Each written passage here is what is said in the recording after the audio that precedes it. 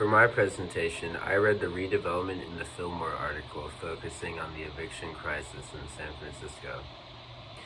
So to start, I enjoyed this reading as it was interesting to learn more about the area I'm from and how it came to be. However, it was sickening to learn that the government of my home state so willingly exploited the people who helped build it. I was able to view the process of gentrification from both sides of the spectrum, from the families who faced eviction to the organizations that conducted the process. Learning about these occurrences is especially important today and in the Bay Area in the midst of rapid growth and an increasingly contentious housing market. The main part that stood out to me from the reading of the Black Exodus was the sheer number of evictions during the project.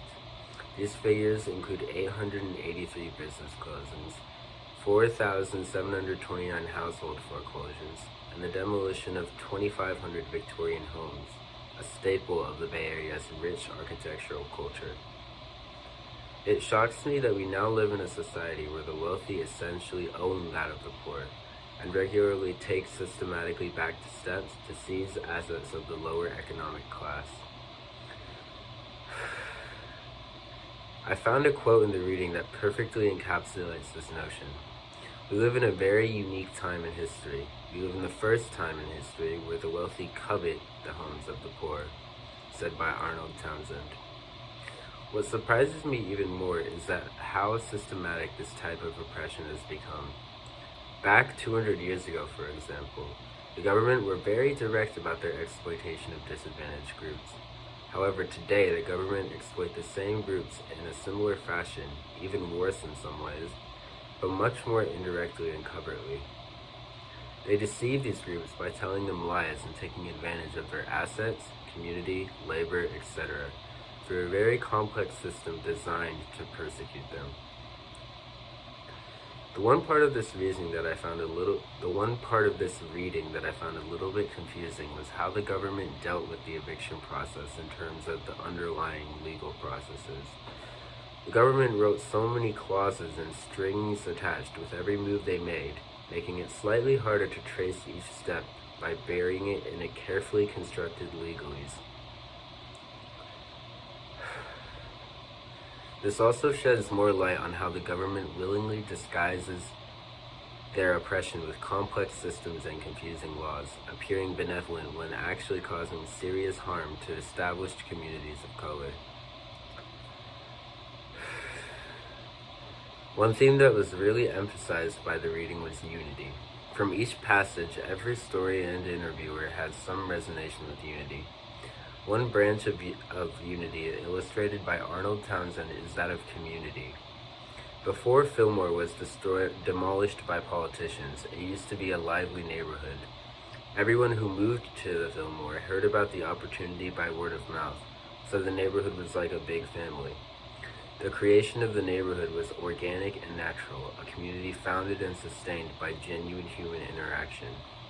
A quote from Townsend describes the community. We had nightlife, we had restaurants.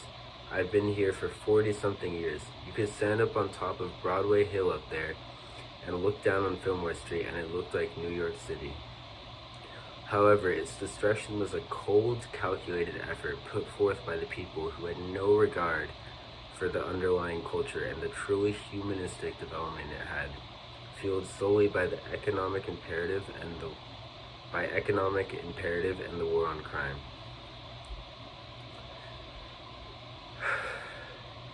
Contrastly, in light of union as a community, there is also the unity to fight against an entity.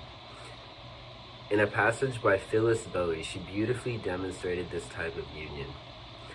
Bowie states how she didn't think that political advocacy would be one with her natural personality, saying, "If you would have asked me 2 years ago that I'd be in this situation with my home at Midtown Park, I would have said you were lying."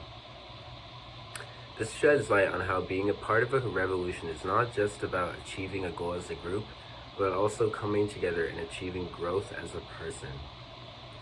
Bowie explains that working with the Midtown Hall and the City Hall has been the best years of her life, expressing that this teamwork opportunity was in her heart It's her root injustice. So wherever injustice is, she will always speak up. In closing, despite the worst exploitative motives of the powers that be, it is refreshing to know that the small people with their boots on the ground can make positive change and take back what's theirs through unity, organization, and will. So my discussion questions are, how does unity manifest within a community? And what are the dangers of community disintegration? So, yeah.